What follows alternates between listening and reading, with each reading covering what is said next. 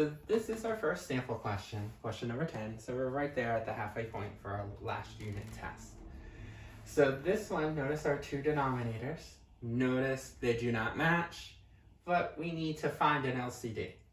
So the first step I do is look at the denominators and see how can I factor them out. We need to factor them out completely. You can see this is considered one term.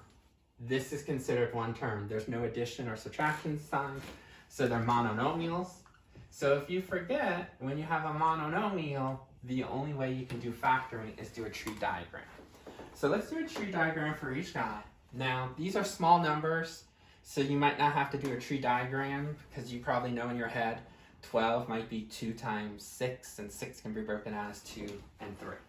So 12 is 2, 2, 3. A to the 4th, 4 A's.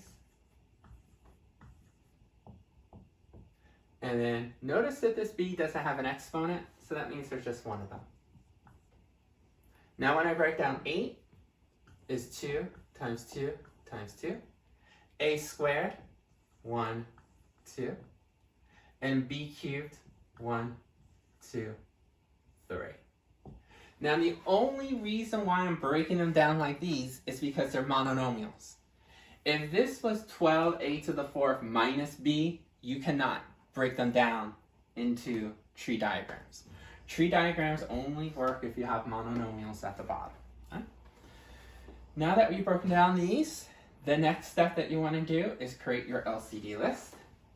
LCD. And then write down each of the different types of factors. Notice up on the top we have 2's. Just write it one time. Even though you have a double 2's, just write it only once. Each type only write down once. 3. A's, just write it down one time. B. Let's look at the other denominator. 2's. Oh, 2's already on here. We already have that type. A, already here. B, already here. So we don't have to add anything. Next, versus game. So each one of these numbers and letters needs an exponent. Let's start with the 2's. Remember, these are 2 separate denominators. So how many 2's are here? 1, 2. How many are here? 1, 2, 3. So 2 versus 3. Remember, LCD is always grabbing the largest amount. Seems a little weird because when we were doing greatest common factor, we were grabbing the smallest amount. So you got to get that in your head. Greatest, you're actually doing the smallest amount. Least, common denominator, you're grabbing the largest amount. So 2 versus 3, you need to get 3 of them. For 3's, 1 versus 0, remember, largest amount, 1 is bigger than 0. A's, 4 versus 2, 4 is bigger. B's, 1 versus 3, 3 is the biggest amount. Once you have this, then all you're going to do is multiply this out because they're monomials.